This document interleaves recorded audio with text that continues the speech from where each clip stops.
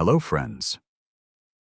This video might change how you age. If you've ever looked in the mirror and thought, I just don't feel like myself anymore, then pause what you're doing. This next few minutes could open a new chapter for you. Because aging doesn't have to mean slowing down. It doesn't mean fading out. What if it meant leveling up? Becoming more mindful, stronger, wiser, happier. Look around and you'll see it. People in their 70s, even 80s, who are thriving, still walking with confidence, still laughing with their families, still learning, still living fully. So what's their secret? It's not genetics, it's not luck, it's habits. Daily, doable, science-backed habits that build energy, protect your mind, and bring back that spark you thought was fading. In this video, I'm going to share 5 powerful daily habits that anyone over 60 can start today. These aren't trends, they're timeless. And they can help you age not just longer, but better.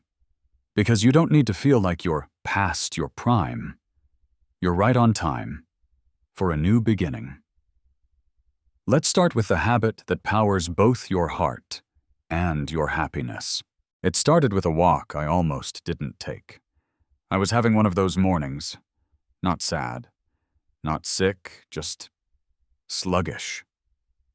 I sat by the window, watching the light shift across the yard, and something in me whispered, "Go outside." So I put on my shoes and stepped out, not for exercise, not for steps, but just to move. And something shifted. A few blocks in, I felt my breath open up. My chest loosened. The fog in my mind began to lift. I didn't walk far or fast, but when I came back, I felt more like myself than I had in days. Lighter, grounded, present. Walking does that. It's one of the most powerful, most underrated habits we can build, especially as we get older. Research from Harvard shows that walking just 20 to 30 minutes a day can reduce your risk of heart disease by up to 40%. That's huge. Not from medication, not from a doctor's visit, from you deciding to move your body through space. Because when you walk, you're not just working your legs, you're helping your heart pump stronger, your lungs breathe deeper, and your brain receive more oxygen. You're balancing blood sugar, improving circulation, and reducing your risk of high blood pressure, stroke, and even dementia. You don't need a gym, you just need your feet and a little sunlight. And here's something even better. Walking isn't just physical, it's emotional. When you walk, your body releases endorphins, those feel-good chemicals that help reduce stress, ease anxiety, and lift your mood. Have you ever come back from a walk and realized you were smiling for no reason at all? That's your body healing itself, gently, silently. Walking also gives your mind space to sort things out. Whether it's grief, worry, or just the mental clutter of everyday life, walking gives you time to breathe through it all. The rhythm of your steps, the sound of the wind, even just the feeling of movement, it all becomes a form of therapy. And you don't have to do it alone. Invite someone along. A neighbor, a grandchild, a partner. Walk in quiet, walk and talk, walk and laugh. These small shared moments build something beautiful. Connection, conversation, care. Even 5 minutes counts. 10 minutes around your block. A slow stroll down your hallway, if that's all your body can do today. Because every step you take is a vote for your health, your independence, your joy. Every step you take is a step back toward your vitality. So if today feels heavy, or you're unsure where to begin, start with one thing. Take a walk. And now that your body's in motion, it's time we talk about the next key to lasting strength and energy: what you feed it. Because food isn't just fuel, it's your front line of defense. Let's explore that together next. Let's talk about something you do every day, sometimes 3 times a day, and probably without even thinking about it: eating. Most of us were raised with the mindset of eat to stay full or eat to survive. But as we age, that approach needs an upgrade. Because now, food isn't just about filling your stomach, it's about fueling your life. I want you to imagine something for a second. What if every bite you took was a message to your body that said, "I care about you"? That's not just feel-good fluff, it's actually science. The foods we eat directly affect our energy, our memory, our heart health, and even our mood. And the good news is, eating to thrive doesn't have to be complicated or tasteless. Let's start with the basics. Whole foods. These are the things that come from the earth, not from factories. Fruits, vegetables, leafy greens, beans, nuts, whole grains. You know, the stuff your grandmother probably cooked with before food started coming in shiny boxes and microwavable bags. Then we've got healthy fats. And yes, fat is your friend when it comes from the right sources. Think avocados, olive oil, fatty fish like salmon. These support brain function, protect your heart, and help you absorb important vitamins. Now, fiber. If your digestive system had a best friend, it would be fiber. And I'll be honest with you, without it, things can back up faster than holiday traffic. Or as I like to say, don't let your intestines stage a traffic jam. Whole fruits, oats, beans, and vegetables keep things moving, smoothly, comfortably, quietly. And hydration? Crucial. Many older adults don't feel as thirsty, which leads to chronic dehydration, and that can zap your energy, cloud your thinking, and make your skin feel like parchment. So, keep a glass of water close. Sip herbal tea. Even soups and high-water fruits like watermelon or cucumber can help. Think of water as your inner fountain of youth. Now, let's be real. You don't have to give up everything you love. You just need to crowd out the bad with the good. Add an extra vegetable to your dinner. Swap white bread for whole grain. Trade the afternoon cookie for a handful of walnuts. These small shifts make a big difference over time. And here's the part we don't talk about enough. Eating well is an act of self-respect. It's not punishment, it's not a diet. It's a daily way of saying, I'm worth taking care of. So the next time you sit down for a meal, ask yourself, is this nourishing me or numbing me? Is this fueling my future or feeding my fatigue? Because your body knows the difference. It responds with better sleep, more clarity, less pain, and more joy in daily life. And here's a secret. When you eat like you love yourself, everything else gets easier. Walking feels lighter. Moods feel steadier. And yes, your brain feels brighter too. But food fuels more than just your body. It fuels your brain too. And that's exactly where we're going next. Henry was 72 when he decided to learn the piano. He hadn't touched an instrument in his life, didn't read music, didn't even think he had the coordination. But something shifted after his wife passed. The silence in the house grew louder than the television, and his days started blurring together. One morning, he heard a song from his childhood and whispered to himself, I want that sound back. So he signed up for beginner lessons at the community center. The first few weeks were awkward. His fingers felt stiff. The notes didn't quite match what he heard in his mind. But slowly, something amazing happened. He began remembering things better. His sleep improved. He felt more focused in conversations. He even laughed more. That little keyboard in his living room became more than a hobby. It became a lifeline. And there's science to explain why. As we age, our brain loses volume in areas responsible for memory, attention, and decision-making. But it's not a one-way street. Thanks to a concept called neuroplasticity, the brain can actually rewire itself, form new connections, grow new neurons, and adapt, even in your 60s, 70s, and beyond. How?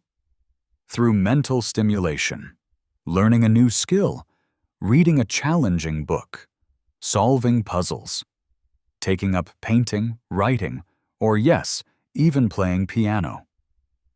These activities light up the brain's circuitry. They keep memory sharp. They improve focus. They reduce the risk of cognitive decline and diseases like Alzheimer's. In fact, studies from Harvard and the National Institute on Aging have shown that older adults who engage in regular mental challenges retain cognitive function longer and report a stronger sense of purpose. But here's the key. It's not about how smart you are. A sharp mind isn't about IQ. It's about curiosity, the willingness to try, to explore, to be a beginner again. That's what keeps your brain alive. So ask yourself, what's something you've always wanted to try? A language? A craft? A musical instrument? Even learning how to use that new phone your kids gave you counts. Anything that makes your brain stretch, just a little, can do wonders. And you don't have to do it alone. Join a club. Watch a video tutorial. Learn with a friend. Keep it fun, low pressure, and consistent. Because every page you read, every game you play, every note you learn, it all adds up to a stronger, more resilient brain. Henry? A year later, he played his first full song. Was it perfect? No. But when he finished, he stood up, looked at his daughter, and said, "I don't feel old today." And just as your mind needs challenge, your muscles need resistance. And that's exactly where we're heading next. Let's clear something up right now. Strength training is not just for bodybuilders or people chasing six-pack abs. For those of us over 60, building strength isn't about vanity. It's about independence. It's about being able to get up from a chair without asking for help, to carry your groceries, to open jars, to walk confidently across a room without worrying about falling. It's about moving through your day with dignity and control. Because here's the truth. Strength means freedom. And freedom is everything. As we age, we naturally lose muscle mass. It's called sarcopenia, and it starts as early as your 30s. By the time you're in your 70s, you can lose up to 30% of your muscle if you don't actively maintain it. And that's what leads to weakness, imbalance, and even serious falls. But the amazing thing? You can reverse it. And no, you don't need to join a gym or lift heavy weights to do it. You just need consistent, gentle resistance. The kind that tells your body, "We're not done yet. We're still building." Let me walk you through 3 simple, powerful exercises you can do at home, right now, even in your living room. 1. Wall push-ups. Stand about 2 feet away from a wall. Place your palms flat against it at shoulder height. Then slowly bend your elbows, bringing your chest toward the wall, and push back. Repeat 10 times. This builds arm, shoulder, and chest strength, essential for everyday tasks like pushing open doors or lifting objects. 2. Chair squats. Stand in front of a sturdy chair. Slowly lower yourself down like you're about to sit. But don't fully sit. Hover for a second, then stand back up. Repeat 8 to 10 times. This strengthens your thighs, hips, and glutes, the muscles that help you climb stairs, stand up from the couch, and maintain balance. 3. Resistance bands. These stretchy bands are affordable, portable, and effective. Loop one under your feet and do gentle bicep curls or shoulder raises. Just 2 or 3 sets a few times a week can increase muscle tone and improve joint stability. You'll feel the difference when you carry groceries or reach overhead. And here's the secret. It's not about doing it perfectly. It's about doing it regularly. 2 or 3 short sessions a week are enough to help you build strength, improve posture, reduce joint pain, and even improve your sleep. Not to mention, strength training boosts metabolism, helps regulate blood sugar, and supports heart health. It's like giving your entire body a reminder that it's still strong, that it still has work to do. I once worked with a man named Charles. He was 79 when he started doing 5-minute strength routines every morning. Just wall push-ups, light band work, and squats to a kitchen chair. 3 months later, he told me, "I can finally get off the floor without help."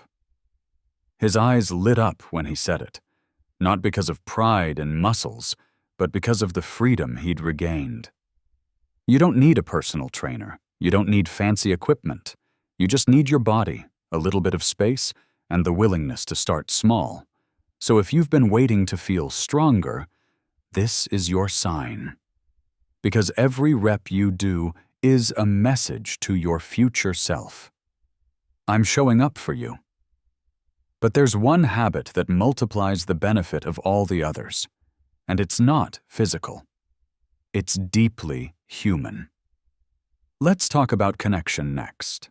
Doris was 81 when her world began to shrink. Her husband had passed 3 years earlier. Her best friend had moved to Florida to be closer to family. And although her children called, and the neighbors waved politely, the days began to blend into each other. Quiet, still, and far too long.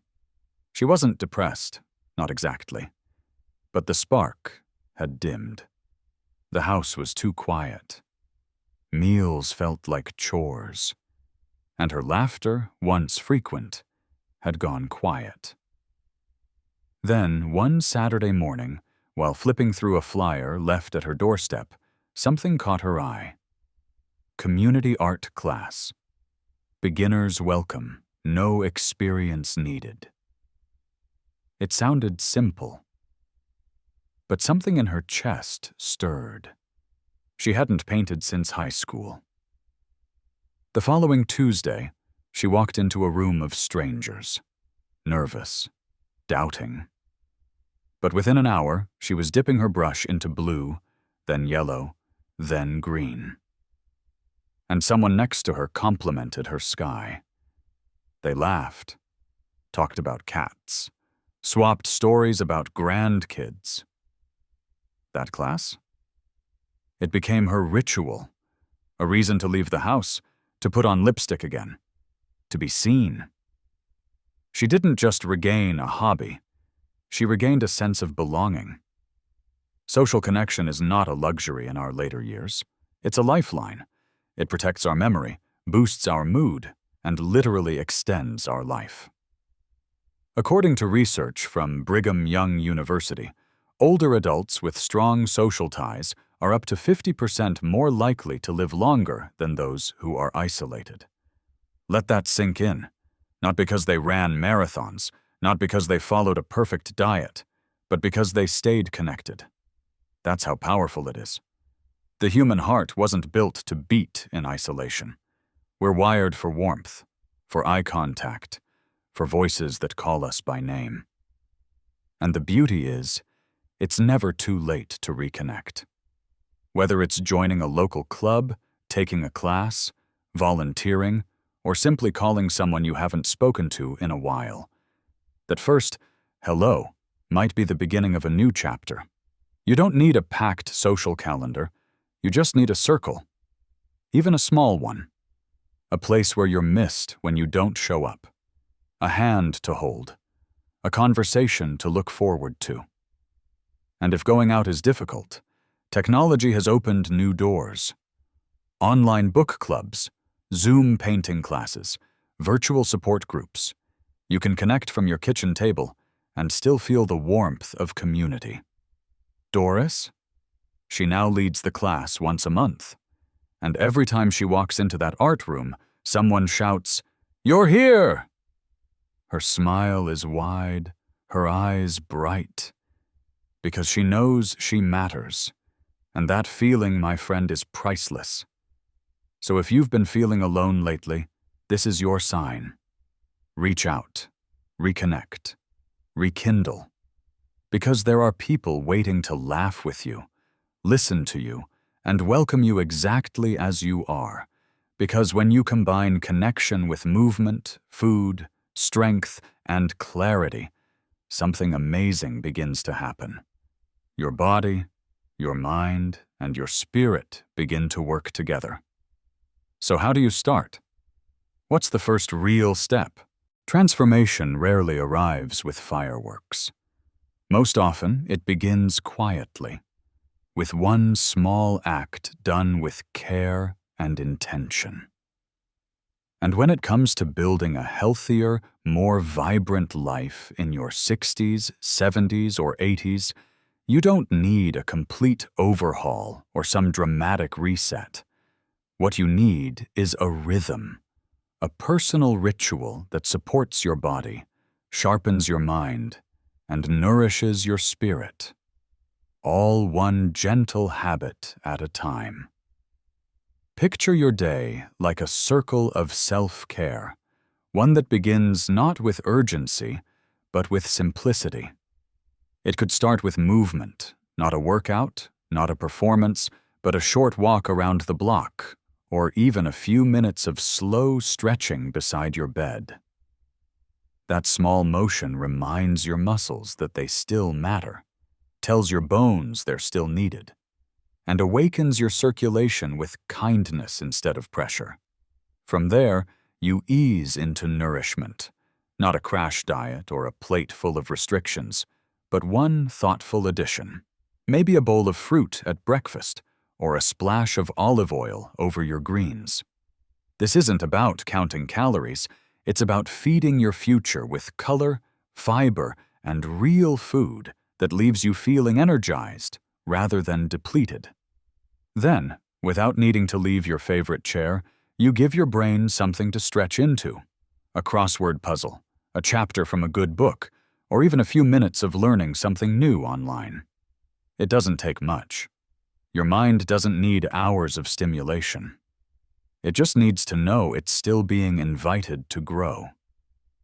After that, your body asks for strength, not heavy lifting or intense effort, but a few simple movements with resistance. Maybe you press against a wall. Maybe you rise and sit from a chair 10 times. What matters is that you remind your muscles they still have a job to do. And once your body feels engaged, once your mind is alert and your energy is humming a little louder than before, then comes the moment for something just as vital. Connection. Connection isn't another thing on your to-do list. It's the thing that holds everything else together. A call to a friend, a wave to your neighbor, a shared laugh in an online class. Human warmth doesn't just lift your mood, it keeps you alive, literally. And when you've moved, nourished, strengthened, engaged, and connected, even in the smallest ways, you've already done more for your long-term health than any miracle pill could promise. So if this all sounds like a lot, breathe. It's not a checklist. It's a loop, a kind of quiet promise you make to yourself each day, to keep showing up, even if just a little. Maybe today you only take the walk. Maybe tomorrow you try the puzzle. The point is not perfection, it's participation. Small acts done daily are not small at all. They are the bricks you build your future on. And each one says, I'm still choosing myself. Because at the end of the day, it's not the size of the step that matters. It's that you took it. Small actions done daily build a future you can be proud of. Let's close with a final thought that might just stay with you. If you've made it this far, take a moment to let that sink in. Not just the information, not just the ideas, but what it means about you. You showed up, you listened, you reflected, and that in itself is powerful. Because this journey isn't really about habits or health tips. It's about you deciding that your life is still worth investing in. Let's be clear, this isn't a battle against age. Aging is not the enemy. It's not something to reverse or fight. It's something to live with, something to move through with wisdom, grace, and strength. And what we've explored together, movement, nourishment, clarity, connection, these aren't new inventions. They're not trendy breakthroughs. They're old truths rediscovered. Ancient wisdom you already carry inside you. The only thing new is your decision to start.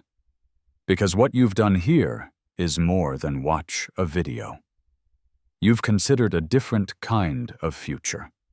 One where health isn't just a goal, it's a practice. One where you wake up and know that every small act, every walk, every stretch, every fresh meal, every smile, every puzzle piece, every phone call adds up to a life that feels whole. And that's the goal, isn't it? Not perfection, but wholeness. You don't need to change overnight. You don't need a 10-step plan. You just need to keep moving forward with gentle persistence. You've already taken the hardest step, deciding that you want more from your years, not less. That you want to participate in your health, not passively watch it decline. That you believe deep down that your best years aren't behind you. They're waiting for you to show up. So, if you're still wondering when to begin, this is it. Today, right now.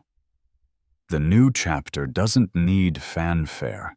It just needs your next breath, your next kind step, your next act of care. This isn't about erasing wrinkles or pretending you're 30 again.